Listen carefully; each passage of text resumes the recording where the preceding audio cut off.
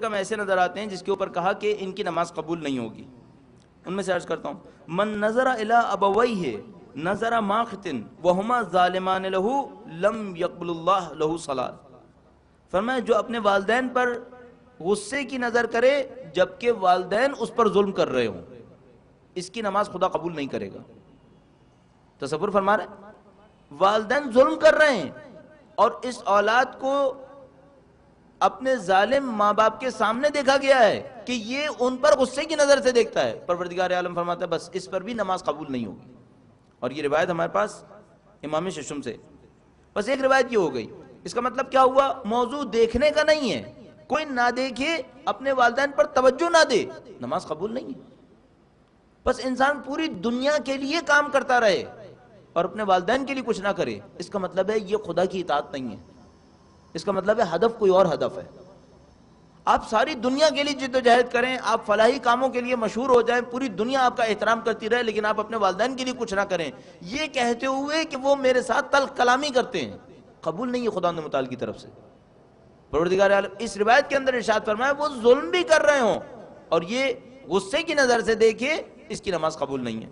اس کے بعد من اغتاب مسلما او مسلمتا لم يقبل اللہ صلاته ولا صيامه 40 یوما ولیلہ الا ان یغفر له صاحبہ.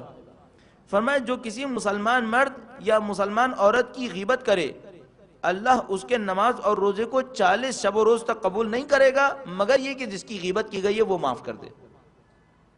بس نماز ایک جامع عمل نظر آتا ہے کہ نماز فقط یہ 4 رکعت نماز مسجد کے اندر یا گھر کے اندر پڑھ لینا یہ کافی نہیں ہے. اس کو قبول کروانے کے لیے پوری زندگی تبدیل کرنی پڑے گی.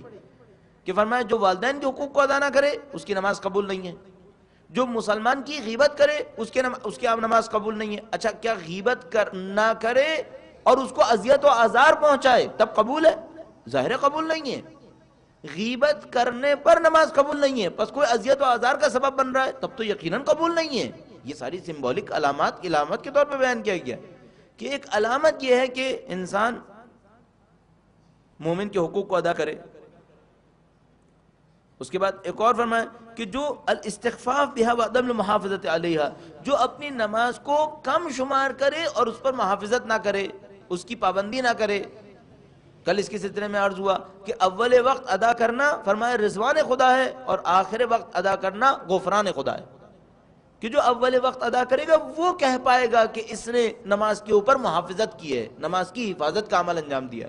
اور جو آخر وقت ادا کرتا ہے، اسی طریقے سے لکھا ہے سستی کے عالم میں ادا کرتا ہے یا ادا کرتے وقت سمجھ نہیں پاتا کہ کس بات کو ادا کر رہا ہے، فرمایا یہ نماز قبول نہیں ہے. ہاں اس نماز سے شرعی ذمہ داری ختم ہو گئی، جو 4 رکعت نماز جس کے اوپر فرض ہوا تھا وہ تو ادا ہو گیا، لیکن آپ کہیے نماز قبول ہو گئی؟ نہیں، نماز قبول ہونے کے لیے شرائط ہیں اور وہ قبول ہونے کے لیے جو شرطیں وہ آپ کی خدمت میں عرض ہوئیں. اسی طریقے سے ایک جگہ پہ لکھا کہ جو مسکر کا استعمال کرے، نشہ آور چیز کا استعمال کرے، ان من شرب الخمر لم يحتسب صلاته 40 صباحا، کہ جو شرب خمر کرے اس نجاست کو پی لے 40 دن تک اس کی کوئی نماز قبول نہیں ہوگی. تو نماز خود بخود ایک جامع عمل نظر آتا ہے. نماز خود بخود ایک ایسی عبادت نظر آتی ہے کہ جس کے اندر پوری زندگی کو شامل کرنے لا موجود ہے. درود بھیجے گا محمد و آل محمد.